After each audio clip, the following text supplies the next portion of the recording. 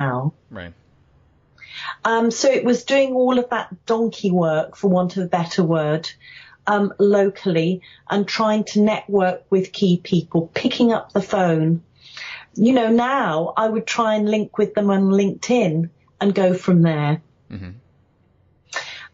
So it was a lot of that sort of thing, trying to increase my visibility, so that if there was a bride, because we did a lot of weddings at the beginning, they would pick up a postcard and then give us a call. Okay. Is that what you focus on nowadays, weddings, or have you expanded beyond that and found that there's a larger market doing something else? Yeah, we do very few weddings now. There are a couple of reasons for that. The wedding market has really altered with the internet, and every musician, quite rightly, having their own website. A bride will just do Google and in some cases try and find the cheapest. Everyone has a budget, and I'm not being judgmental about that. Sure. But, that's very competitive, and it quite often price is the consideration, and I'm not going to compete on price. Mm-hmm. And that's one thing I learned quite early, that, when you start competing on price, the only person that loses is you. That is so true. Yeah. I'm curious, how did you learn that lesson? Because I know so many creatives are nervous about price, and they feel like they underprice themselves all the time. How did you overcome that and figure out that, that we're not going to compete on price. We're going to, sell it in a different kind of way? I think that's a really, really good question. And that was a sort of two-step process for me, because of course I was selling other people's services, so a harpist or a string quartet, and I was pricing them in and not really putting enough for me. So they were getting the work, and, there were still running costs for the business, and I wasn't taking that into account. But then when I went to a sort of marketing consultant, and she made me work out how much it would cost to do the contracts, a couple of phone calls, doing the proposals in time, and then to add that to what was there, and some commission for me and running costs for the company so that it would pay for more marketing and things. And then I was able to work out a sort of price of the musicians times all of that markup, and to really look at that and not feel guilty. Because I think that feeling uncomfortable and, they won't like me and I feel guilty to ask this amount of money are all things that as a creative go through our minds. Mm-hmm. Oh, definitely. But when I was able to see a real, almost a mathematical calculation for doing that, that was almost a way that helped me to push through that. But still, there are times when I look at the figure and I think, oh my goodness, that's a huge amount of money. And then I think, well, look at these extras that they're getting. I'm not just sending a string quartet. We know the venue already. I've made a point of going there before. We've liaised with you. We're liaising with you over the music. We're liaising with the venue over the timings and everything that's required. So there's an awful lot in the background that goes on. Mm-hmm. How do you counter when, let's say, a potential client tries to negotiate with you on price? Like, how do you steer the conversation away from that and get them to focus on the quality of your work versus the cost? We always make that very clear in the any quotation that we send, and we also emphasize the extras that are included. Okay. Such as, for example, we've got a booking that's come in this week, and it's for a band in July, quite a high spend at a very prestigious, exclusive venue. And I made a point in the quotation of saying that we'd do a site visit, that there would be somebody there on the night to liaise because it's a big band, all of those things. And actually, they focused in on those. So when we had the sales conversation, interestingly enough, they saw that as the added value that meant that it was that price. But with regards negotiating on price, I don't think it's a bad thing if people ask. Not that I say that people should always try and haggle, but it gives me an opportunity to say, well, this band are really, really good. We've taken the time to audition and interview them. We're going to make sure that everything runs smoothly. They're not just going to show up and not know where to go. There won't be the things there that they'll be sitting eating their sandwiches while you're eating. We will have organised all of the operational side and in with the cost. So that's something that you really don't have to worry about. Okay.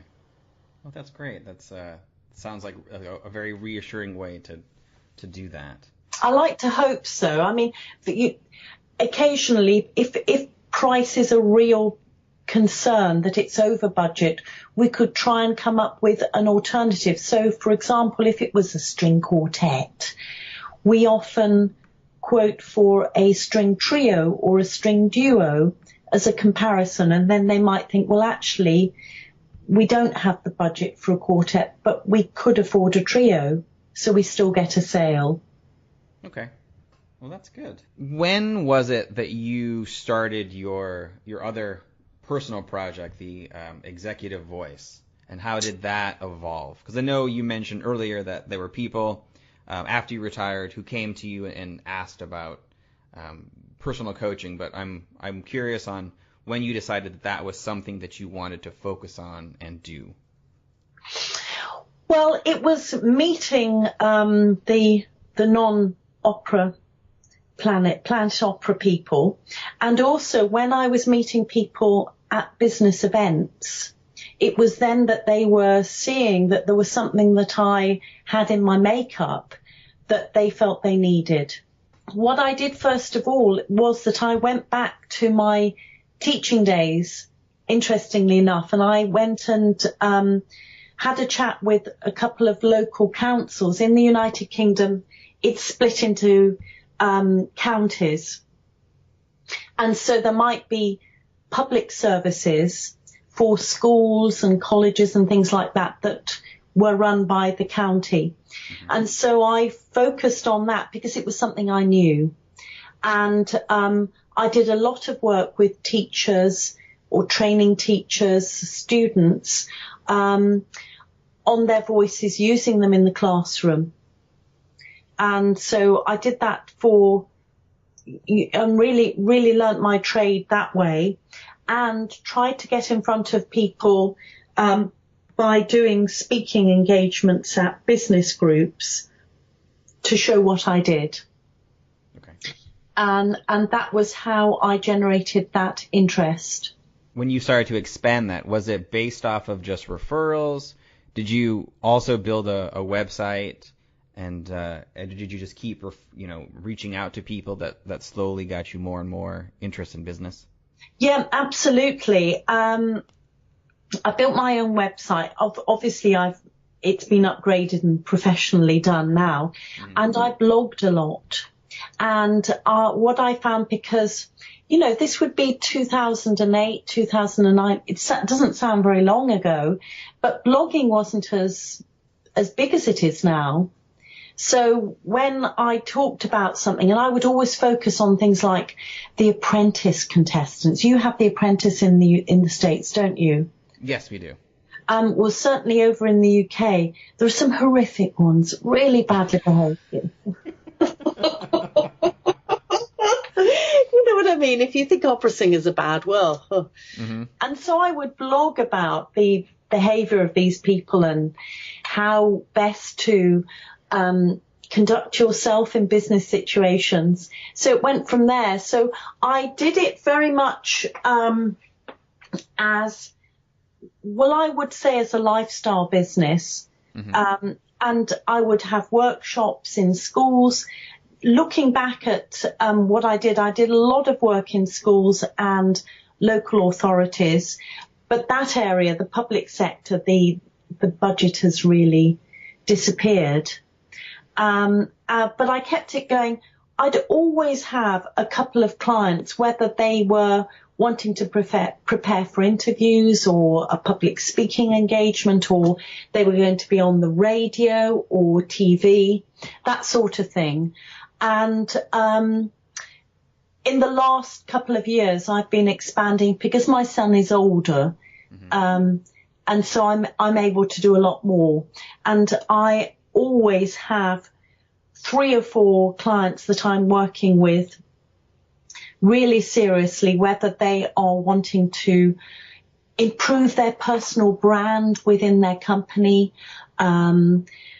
whether they have had feedback, they've moved to a more senior level in their business, in their organization, and all of a sudden they're having to manage people, or they're having to face clients more, and they've been really good at their previous job, but all of a sudden their job description changes and they can just not acquired those skills, or they're not as natural to them mm-hmm. as another area of their skill base is.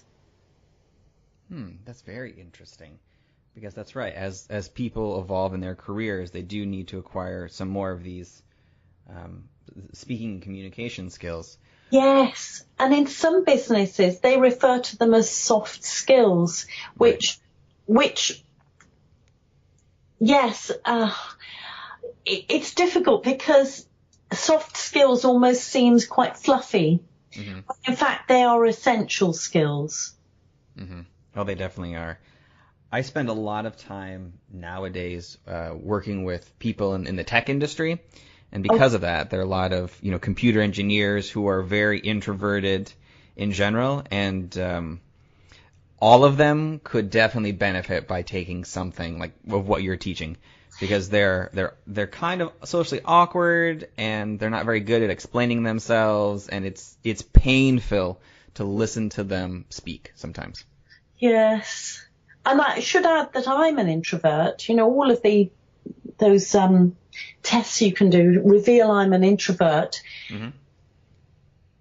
There's a little bit of me that thinks that it can be quite easy to hide behind that and use that as an excuse for not stepping up and speaking out. Mm-hmm. And I've learned to.